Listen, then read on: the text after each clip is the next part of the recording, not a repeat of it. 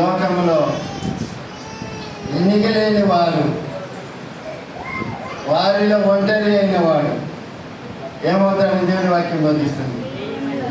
ఏమా 1000 మంది. అది మనుషులకు అసాధ్యం కాదు, కానీ దేవునికి సాధ్యం. హల్లెలూయా. వాక్యం ఏమంటుంది?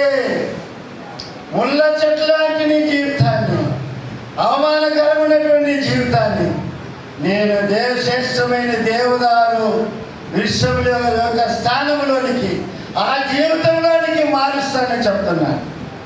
ఎంతమంది నమ్మకం ఉంది ఇప్పుడు చెప్పండి? విశ్వాసం ఉంచిన వాళ్ళు మాత్రం. హల్లెలూయా. శ్రేష్టమైన దేవదారు వృక్షములే దేవుడు మిమ్మల్ని మార్చునుగాక. మూడు వారి జీవితాలను ఆయన మధురముగా మార్చునుగాక. నీ పరిస్థితులు ఆయన మార్చునుగాక. నీ దారిద్ర్యతను ఆయన తొలగించునుగాక. ఆయన నీ సమస్యల నుంచి ఆయన విడిపించునుగాక.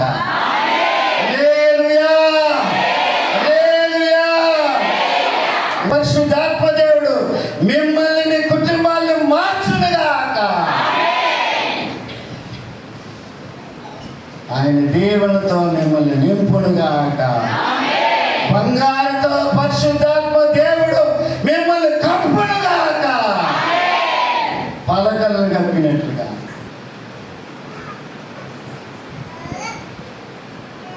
హల్లెలూయా. హల్లెలూయా. పరిశుద్ధాత్మ దేవుడు మిమ్మల్ని కూడా చేయనుగాక. అప్పుడు వాళ్ళకి చెప్పండి, ధైర్యంగా చెప్పండి. ధైర్యం ఉండవు.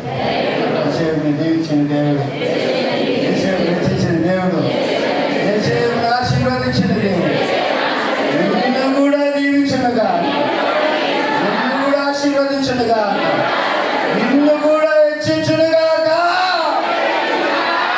అప్పుడు కొట్టండి.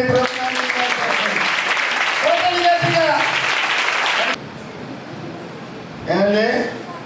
తునీకరించబడిందావా? ఎన్నిక లేని దానిగా కనపడుతున్నావా? అవమానపరచబడుతున్నావా?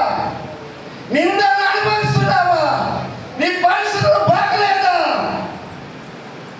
దేవుడు మారుస్తాడు. ఆమేన్.